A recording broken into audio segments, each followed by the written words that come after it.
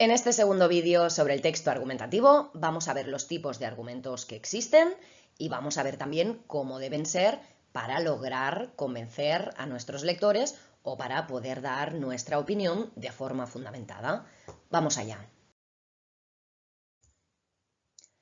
Muy bien, previamente habíamos visto en un vídeo anterior que os voy a dejar aquí enlazado arriba a la derecha en pantalla, que la argumentación consiste precisamente en aportar razones para defender una idea o para dar una opinión bien fundamentada y que la finalidad o el propósito comunicativo era precisamente pues persuadir o convencer al destinatario, a nuestro lector o a nuestro oyente o a nuestro auditorio.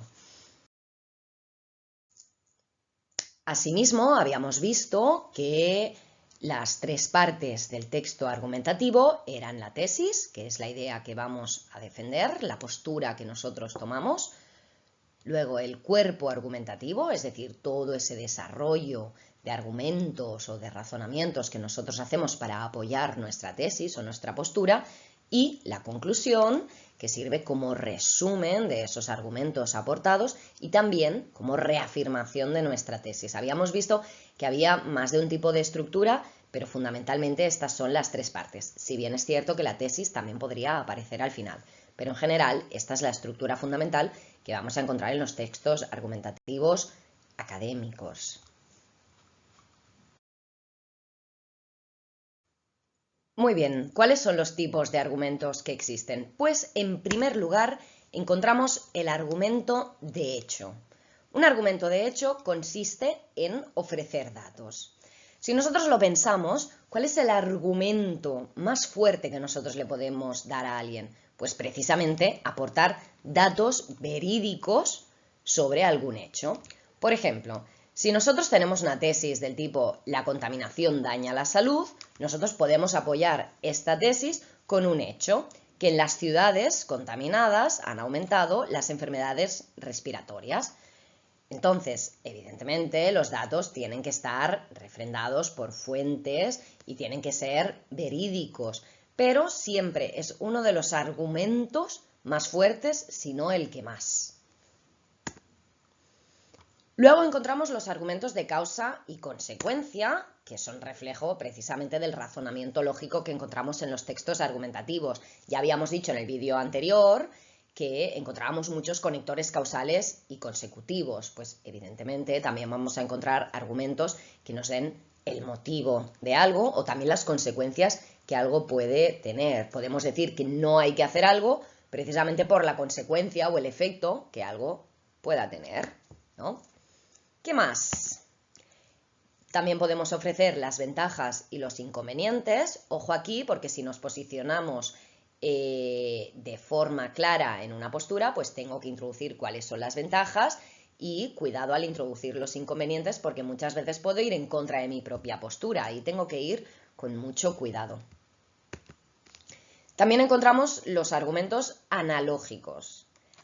Una analogía es simplemente comparar con otro hecho que sea similar. Puede ser a través de metáforas, de ejemplificaciones. Y este es uno de los argumentos que más se utiliza precisamente en el ámbito judicial. En el ámbito jurídico, pues muchas veces se compara una situación del momento con una situación que había pasado anteriormente para precisamente volver a hacer lo mismo o todo lo contrario, hacer algo distinto. Luego tenemos también el argumento de autoridad. Esto es importante. Pensad que la mayoría de conocimiento se construye pues, a través de fuentes bibliográficas a partir de todo aquello que algunos autores han dicho previamente. Entonces, para introducir lo que alguien ha dicho, utilizaremos fórmulas del tipo según, de acuerdo con, esto ya lo sabéis, pero pensad que este argumento de autoridad es muy importante que incluya la fuente y tiene que incluir también información que es verdadera.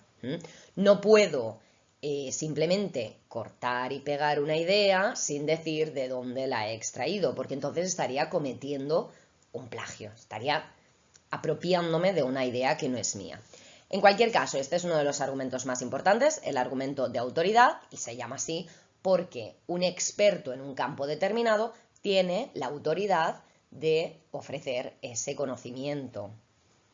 ¿Qué más? La eliminación de las otras posibilidades. Este es un argumento bastante más flojo y se utiliza muchísimo en algunas situaciones, sobre todo en reclamaciones o también en discusiones cotidianas.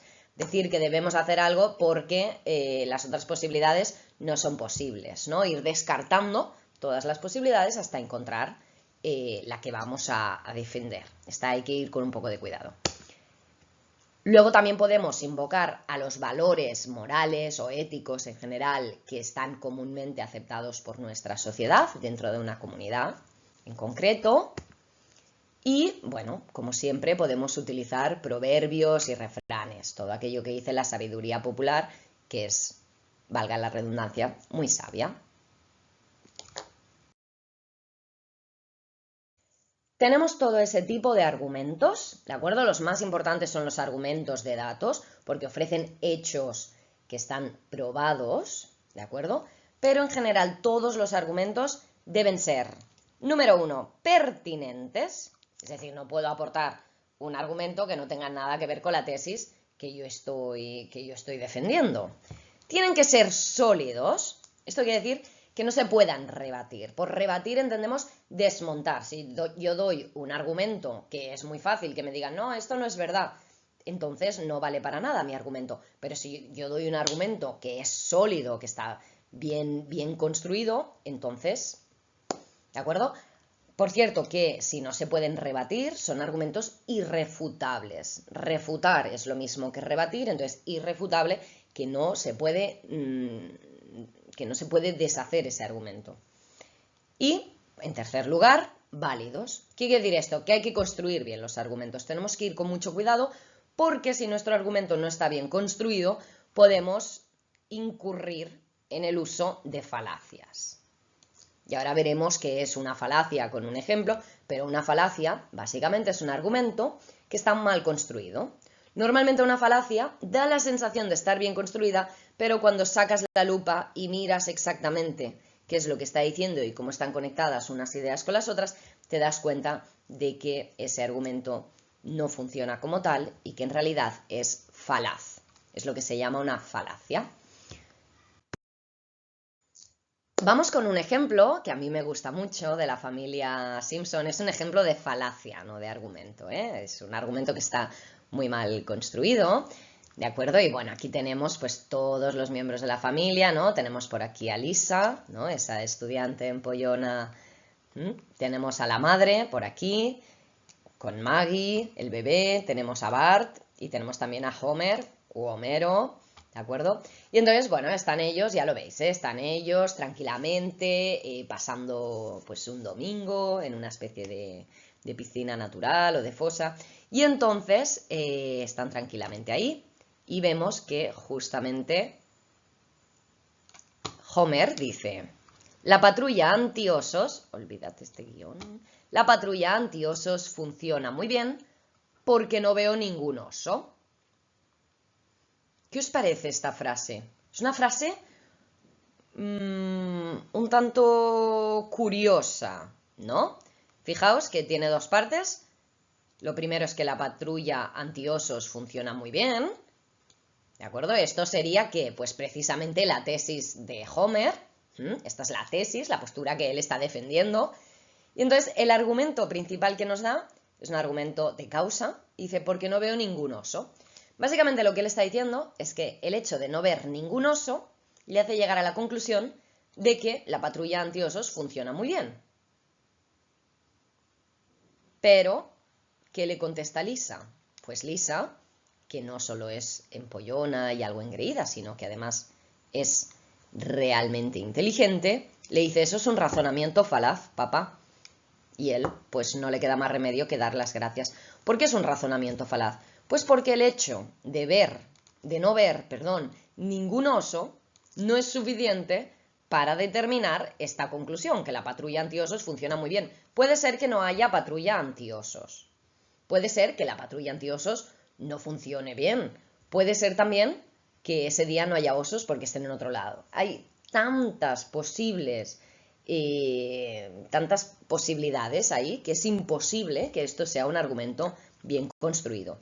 ¿Se entiende? Es un ejemplo un poco, puede resultar algo complejo, pero es un ejemplo de falacia. En caso de duda, pues lo comentamos más detenidamente. Una vez visto este ejemplo de un razonamiento falaz o de una falacia, vamos a ver más sobre la estructura y sobre los argumentos. Y os voy a contar el secreto, que en realidad no es tan secreto, del gran argumentador. Es decir, qué es lo que hacen los grandes argumentadores, los grandes oradores, para conseguir convencer a los demás y ganar en los debates. Pues bien, primero de todo es que según la función dentro del texto encontramos que hay varios tipos de argumentos. Hay argumentos que apoyan nuestra tesis. Yo pongo mi tesis, escribo mi tesis claramente o la digo verbalmente, ¿de acuerdo? Con claridad, en forma de oración y muy bien. Y entonces luego doy todos esos argumentos, esos motivos, esos razonamientos, argumentos de hecho, argumentos causales, argumentos de autoridad, etcétera, etcétera, etcétera. Y hasta ahí todo bien. Es un texto argumentativo correcto. Pero claro, nuestro lector puede ser un gran argumentador también. ¿Y entonces qué ocurre?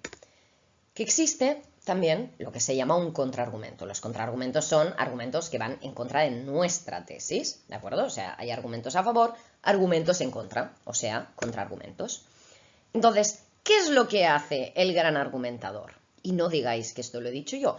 Pues básicamente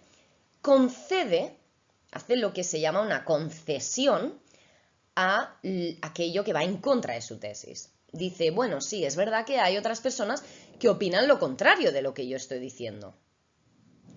Claro, si yo solo me quedo aquí, nuestro lector dirá, oye, ya, pues si hay gente que opina lo contrario, entonces, ¿por qué me lo estás diciendo esto?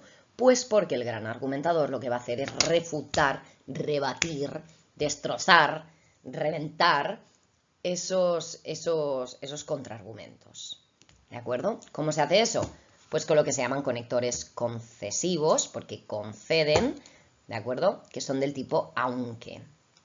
En general se hace así. Aunque hay otras personas que piensan lo contrario de mí, ¡pum! Y ahora viene un argumento más fuerte, que normalmente suele ser con datos, ¿no? También se puede hacer con el pero, ¿no? Que sería justo lo contrario. Nos valdría en el caso de aunque a pesar de que, pese a que, si bien es cierto que, si bien, etcétera, etcétera, etcétera. ¿De acuerdo? Pero este viene siendo el secreto del gran argumentador.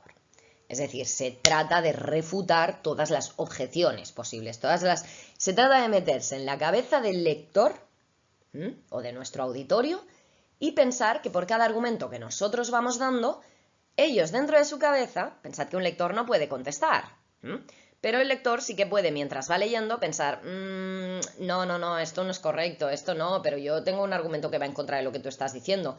Entonces, antes de que el lector pueda responder, porque no puede, nosotros ya vamos a refutar eso. Vamos a decir, sí, es posible que tú, lector, estés pensando, no quiero poner ejemplos concretos en un vídeo que voy a colgar públicamente, pero bueno, puede ser que tú estés pensando esto, pero ya te digo que esto que estás diciendo, que estás pensando, no es cierto. Esto le otorga a nuestra argumentación mucha potencia argumentativa, ¿de acuerdo? Que queda mucho más fundamentada, mucho más sustentada.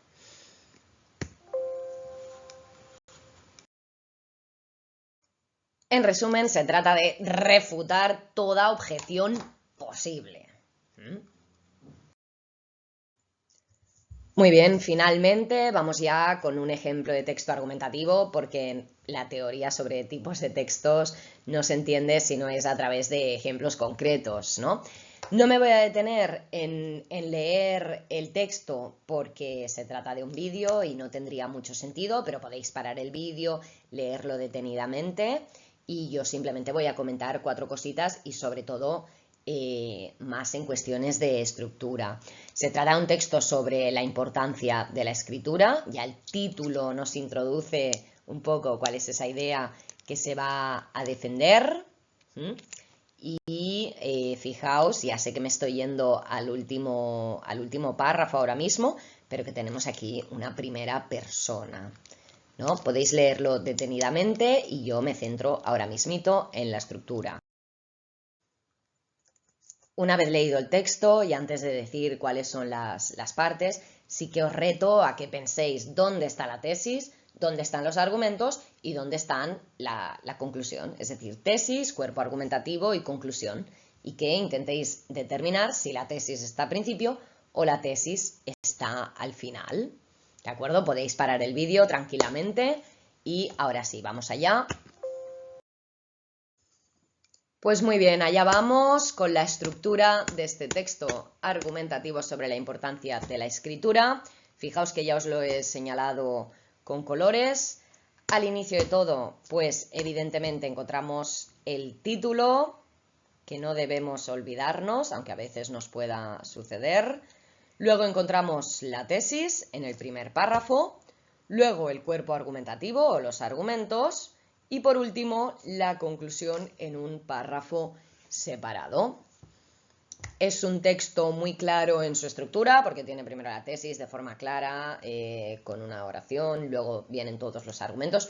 Podríamos intentar desgranar cada uno de ellos, pero creo que ahora no es el momento. Y por último, pues ese párrafo final que sirve, ¿no?, para todavía reafirmar más esa tesis inicial.